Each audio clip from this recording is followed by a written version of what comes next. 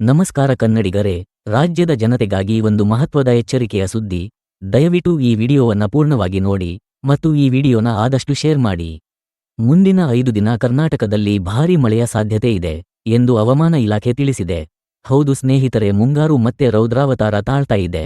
ಬಂಗಾಳ ಕೊಲ್ಲಿಯಲ್ಲಿ ಚಂಡಮಾರುತ ಉಂಟಾಗಿದ್ದು, ಇದರ ಪರಿಣಾಮವಾಗಿ ನಡುರಾತ್ರಿ ಮಳೆ, ಗುಡುಗು, ಮಿಂಚು, ಬಿರುಗಾಳಿ ಎಲ್ಲವೂ ಬರಲಿದೆ ಇಂದು ಭಾರತೀಯ ಹವಾಮಾನ ಇಲಾಖೆ ಸ್ಪಷ್ಟವಾಗಿ ಹೇಳಿದೆ. ಜೂನ್ 12ರಿಂದ 16ರ ತನಕ ಕೆಲ ಜಿಲ್ಲೆಗಳಲ್ಲಿ ರೆಡ್ ಅಲರ್ಟ್ ಘೋಷಣೆ ಆಗಿದೆ. ಈ ಮಳೆ 200 ಮಿಲಿಮೀಟರ್ಗಿಂತ ಹೆಚ್ಚಿನ ಮಳೆಯ ಸಾಧ್ಯತೆ ಇದೆ ಎಂದು ಭಾರತೀಯ ಹವಾಮಾನ ಇಲಾಖೆ ತಿಳಿಸಿದೆ.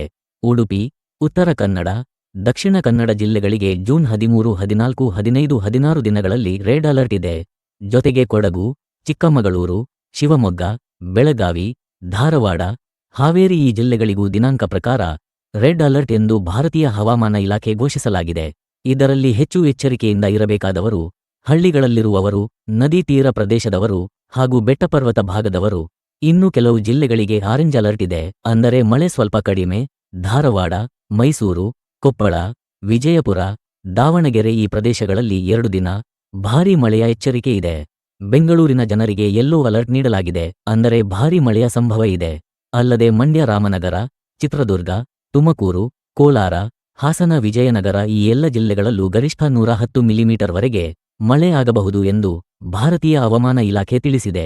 ಗಾಳಿಯ ವೇಗ ಪ್ರತಿ ಗಂಟೆಗೆ 40ರಿಂದ 50 ಕಿಲೋಮೀಟರ್ ಇರಬಹುದು. ಹೆಚ್ಚು ಎಚ್ಚರಿಕೆಯಿಂದಿರಿ. ದಾರಿಯಲ್ಲಿರುವ ಮರಗಳ ಬಳಿ ನಿಲ್ಲದಿರಿ. ಮಳೆ ಹೊಡೆದಾಗ ವಿದ್ಯುತ್ ಕಂಬಗಳಿಂದ ದೊರೆಯಿರಿ. ಈ ಮಾಹಿತಿಯನ್ನ ನಿಮ್ಮ ಕುಟುಂಬ, ಸ್ನೇಹಿತರಿಗೆ ಶೇರ್ ಮಾಡಿ. ಇಂತಹ ಉಪಯುಕ್ತ ಮಾಹಿತಿಗಾಗಿ ನಮ್ಮ ಚಾನಲ್ ಅನ್ನು ಸಬ್ಸ್ಕ್ರೈಬ್ ಮಾಡಿ. ಧನ್ಯವಾದಗಳು.